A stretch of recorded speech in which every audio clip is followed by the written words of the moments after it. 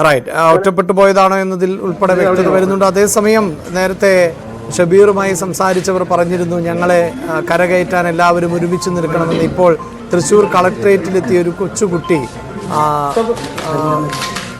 പണം നൽകുന്നതിൻ്റെ, മുഖ്യമന്ത്രിയുടെ ദുരിതാശ്വാസ നിധിയിലേക്ക് സഹായം കൈമാറുന്നതിൻ്റെ ദൃശ്യങ്ങൾ ആണ് ഇപ്പോൾ പ്രേക്ഷകർ കാണുന്നത്. കേരളം ഇതിനു മുമ്പ് 2018 പ്രളയകാലത്ത് അടക്കം ഇത്തരത്തിൽ കണ്ടതാണ്. സമ്പാദ്യം ഉൾപ്പെടെ കൊച്ചുകുട്ടികൾ പോലും സമ്പാദ്യം മുഖ്യമന്ത്രിയുടെ ദുരിതാശ്വാസ നിധിയിലേക്ക് നൽകുന്നതൊക്കെ നമ്മൾ കണ്ടതാണ്. അത് കേരളം ഈ വയനാട്ടിലെ ദുരന്തത്തെയും മറികടക്കും എന്നതിൻ്റെ നേർചിത്രങ്ങളിൽ ഒന്ന് മാത്രമാണിത്. ഇങ്ങനെ എത്രയോ കുട്ടികൾ, കേരളത്തിൻ്റെ വിവിധ വിദ്യാലയങ്ങളിൽ പഠിക്കുന്ന കൊച്ചുകുട്ടികൾ പോലും ഈ ദുരന്തത്തെക്കുറിച്ച് തിരിച്ചറിയുകയും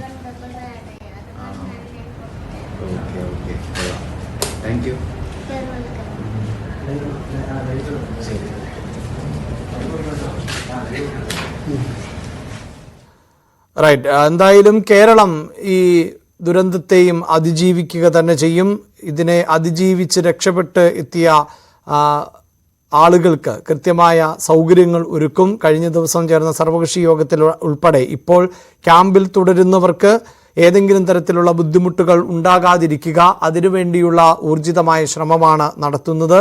അതിനുശേഷം പിന്നീട് രണ്ടാം ഘട്ടം എന്ന നിലയിലേക്ക് ആലോചിക്കാം ഈ പുനരധിവാസം ഉൾപ്പെടെയുള്ളവ എന്നതാണ് കഴിഞ്ഞ ദിവസം ചേർന്ന സർവകക്ഷി യോഗത്തിലടക്കം ധാരണയിലേക്ക് എത്തിയത്. തീർച്ചയായും മലയാളികൾ അത്തരത്തിൽ ഒറ്റപ്പെട്ടു പോയവരെ ചേർത്ത് നിർത്തിയിട്ടുണ്ട്. പ്രകൃതി ദുരന്തങ്ങളിൽ അടക്കം പ്രതിസന്ധി നേരിട്ടവർക്ക് പുനരധിവാസത്തിന് ഒരുമിച്ച് നിന്നിട്ടുണ്ട്. സന്നദ്ധ സംഘടനകൾ, വ്യക്തികൾ, വ്യാപാര വ്യവസായ സ്ഥാപനങ്ങൾ ഒക്കെ ഇത്തരത്തിൽ സഹായഹസ്തവുമായി എത്തിയിട്ടുണ്ട്. ഇപ്പോൾ തന്നെ മുഖ്യമന്ത്രിയുടെ ദുരിതാശ്വാസ നിധിയിലേക്ക് ലക്ഷക്കണക്കിന് ആളുകൾ ആണ് സഹായം എത്തിച്ചിട്ടുള്ളത്.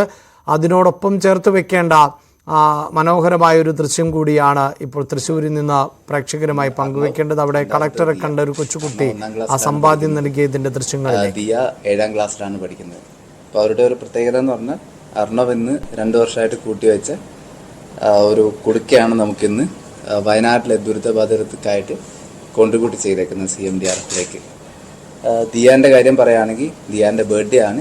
ദിയാൻ്റെ ബർത്ത്ഡേക്കായിട്ട് അതിൻ്റെ ഭാഗമായിട്ട് വയനാട്ടിലെ ദുരിതം അനുഭവിക്കുന്നവർക്കായിട്ട് വേണ്ടിയിട്ട് CMDRFിലേക്ക് 25,000 രൂപീസ് കോൺട്രിബ്യൂട്ട് ചെയ്തിട്ടുണ്ട്. ഈ 2 കുട്ടികളും ആക്ച്വലി എല്ലാവർക്കും ഒരു മാതൃകയാണ്. ഈ ഒരു സമയത്താണ് ഇത്രയും എമ്പത്തിയും മറ്റുള്ളവർക്കൊരു മാതൃകാപരമായിട്ടുള്ളൊരു കാര്യമാണ് ചെയ്തേക്കുന്നത്. ഈ കുട്ടികളെ ഞാൻ താങ്ക് ചെയ്യുന്നു. നമുക്ക് എല്ലാവർക്കും ഒരു അഭിമാനമാണ് ഇവർ.